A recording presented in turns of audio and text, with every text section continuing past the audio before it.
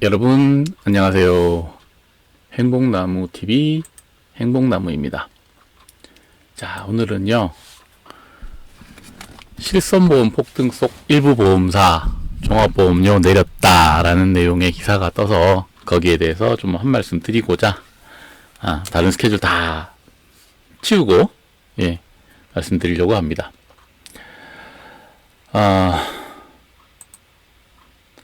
DB손보와 NH손보가 예정이율 0.25%포인트 인상해서 보험료를 인하했고 종합보험 잔여보험 대상 1월 인하가 이례적이다.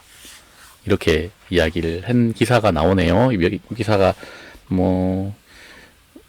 연합뉴스도 있고 SBS도 있던가요? 몇 군데 언론 지금 이게 거의 똑같은 내용의 기사가 올라왔어요. 짠 것처럼 토시 하나 틀리고 안 틀리고 그런 건 아니지만 자기 나름대로 이제 적긴 적었는데 내용은 다 똑같아요. 조금 좀 자세하게 좀 적은 기자가 있는가 하면 그냥 대충 적고 만 기자도 있고 그런데 일단은 결론부터 이야기하자면 무죄의 소치입니다. 무죄의 소치. 자, 예정이율이라는 게 뭐냐면요. 보험회사는 보험 가입자가 납부하는 보험료를 가지고 채권과 증권, 부동산 등에 투자를 하고 대출 업무를 수행을 해서 수익을 창출합니다. 그 수익을 가지고 보험회사가 운영이 돼요. 제가 누누이 이야기하지만 여러분들 자본하고 계시는데 보험회사는 보험 상품으로 이익을 보는 게 아닙니다. 단기적으로 이익을 볼 수는 있어요. 하지만 장기적으로 봤을 때 그 보험 상품에는 수지상등의 원칙이 적용이 됩니다. 이익과 손해가 영에 수렴해야 돼요. 같아서. 그렇게 되도록 보험료를 조정을 합니다. 계속. 그렇게 조정하지 않으면은 가입자가 피해를 보게 됩니다. 그런데 보험 계약을 할 때 예정이율이라는 게 있어서 이 예정이율 가지고 고정금리 상품 어쩌고저쩌고 이렇게 많이 이야기를 합니다. 이게 우리나라에서 제일 문제가 되는 게 이게 생명보험사의 영업 방식이 좀 문제가 돼요. 원래 우리나라의 생명보험이 먼저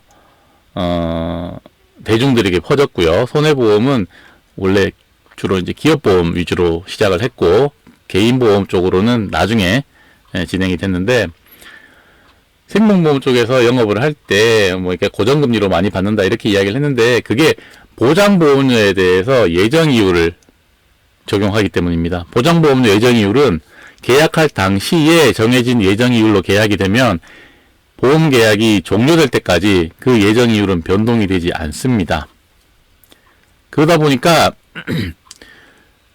예정이율로만 보장보험료로만 구성되어 있는 상품이라면 특별하게 이율 변동이 없는 고정금리라는 특약이 없다면 적립보험료 등에 대한 고정금리라는 특약이 없다면 예정이율만 그러니까 보장보험료만 가지고 예정이율을 적용하기 때문에 고정금리가 되는 거죠. 이 예정이율은 시중금리와 관련이 있습니다. 물론 변동금리에 들어가는 공시이율 같은 경우에도 시중금리랑 많이 차이가 많이 비슷하게 관련이 있겠지만 이 예정이율이라는 거는 그때그때 변할 수가 없어요. 한번 계약하면 쭉 정해져야 돼요. 그래서 예정이율이 높을 때 계약한 계약이 아무래도 보험료가 낮게 책정이 됩니다. 그래서 이 예정이율은 뭐냐 하면은 보험회사가 고객에게 받은 보험료로 수익을 해서 보험 계약도 유지하고요. 회사도 운영해서 유지하고 할 수 있도록 하기 위해서 만들어진 금리로 이 예정이율이 높으면은 보험회사가 이 정도 보험료만 받아도 보험 상품 유지하는데 지장이 없겠다 라는 생각을 가지고 제시한 금리입니다. 금리를 제시하지 않을 수가 없어요. 보험료 납입하는 시점과 보험을 보장받는 시점 기간에 괴리가 있기 때문에 이자율이라는 게 반드시 존재합니다. 하루라도 차이가 있으면 금리가 발생을 하죠. 금리에 따른 이자가 발생을 하죠. 손실이 발생할 수도 있고요. 그렇기 때문에 이자율이라는 걸 반드시 넣어서 계산을 하게 됩니다. 그렇지 않으면 고객과 보험회사 간에 분쟁이 발생을 할 수밖에 없는 구조예요.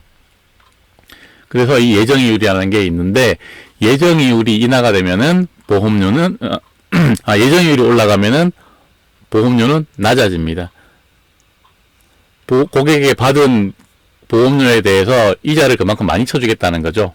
예. 주로 이제 보험료를 선납하는 개념이 되는, 그러니까 뭐 100세까지 보장받아야 되는데 보험료를 10년, 15년, 20년만 낸다. 그러니까 보장기간보다 납입기간이 짧다면 이 예정이율이 굉장히 크게 작용하게 됩니다. 근데 보험 납입기간과 보장기간이 거의 같다면 이 예정이율은 뭐 그렇게 막 크게 작용하지 않게 되죠. 예, 그때 맞춰서 내야 되기 때문에. 물론 이제 이게 예정이율이 고정금리이기 때문에 처음에 정해지면은 보험료가 약간의 변동에 대해서도 좀 탄탄하게 고객에게 안정적으로 이제 보험료 납입을 할 수 있도록 해주는데, 실질적으로는 선납 개념에서 굉장히 많이 크게 차이를 하고요. 많이 땡겨서 내기 때문에 그런 거고요. 실손보험 같은 경우에는 이 예정이율이 거의 의미가 없어요. 예, 예정이율이라는 것 자체가 의미가 거의 없습니다. 예, 그래서 이거는 생각하실 필요도 없고요. 왜냐하면 매번 갱신되기 때문에, 매년 지금 현재 실손은 매년 갱신되고 있고 과거의 실손도 갱신 상품이었기 때문에 예정이율이 크게 적용되지 않습니다. 그렇게 생각하시면 되고요. 이 예정이율이 인상이 되면 보험료는 당연히 인하되는 겁니다. 근데 보시면은 이 예정이율이라는 게 신계약에 적용이 되는 거지 기존 계약에는 적용이 되는 게 아니에요. 예, 기존 계약에는 적용되는 게 아니기 때문에 전체적으로 보험료를 내렸다, 올린 거에서 반사적으로 내렸다, 이렇게 생각하는 것 자체가 잘못되어 있는 부분이고요. 예, 지금부터 새로 보험료를 인하했으면, 예정이율을 올려서 보험료를 인하했으면 그 시점부터 가입하는 계약, 체결되는 계약에만 이게 적용이 되는 겁니다. 그 이전 계약의 예정이율은 변동이 없습니다. 없다고 생각하시면 되고요. 그리고 종합보험, 전여보험 대상 1월 인하가 이례적이라고 하는데, 이런 말 하는 거는 이 기자가 보험을 아주 모르거나, 보험시장 상태를 모르거나, 예, 최근의 동향을 모르는 거예요. 과거에 대부분 보험회사가 3월 회계법인입니다. 12월이 아니라 3월 말을 기준 회계법인이에요.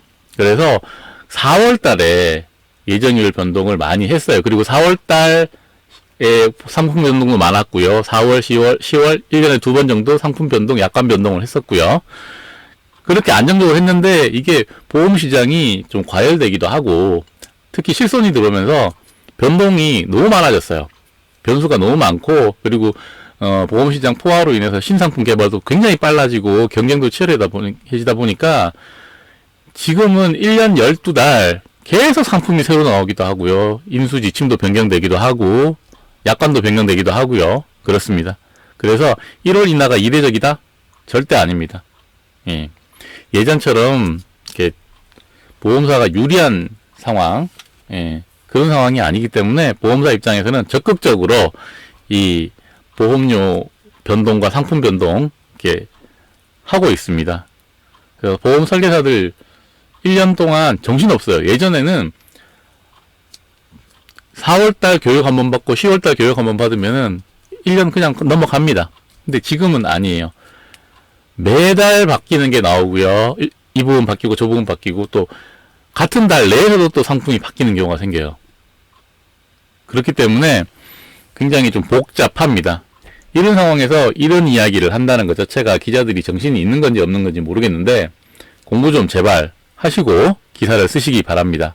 공부 안 하시고 기사 쓰시면은 방신당해요. 예, 기자분들 요즘 예전하고 다릅니다. 예전처럼 기자분들이 이야기하는 거 국민이 다 믿지 않습니다. 요즘은 매체가 굉장히 많기 때문에 국민이 바보 아닙니다. 그러니까 공부 좀 하시고 기사를 쓰셨으면 하는 생각입니다. 자, 오늘은 여기까지 간략하게만 이야기하고요. 더 자세한 내용은 그 정규 시리즈 나갈 때 예, 그때 말씀드리도록 하겠습니다. 요즘은 이것저것 할 게 많아서 예, 많아지네요. 예, 이걸 복잡하게 됩니다. 자, 지금까지 시청해주셔서 감사하고요. 구독과 좋아요는 언제나 홀수로 부탁드리겠습니다.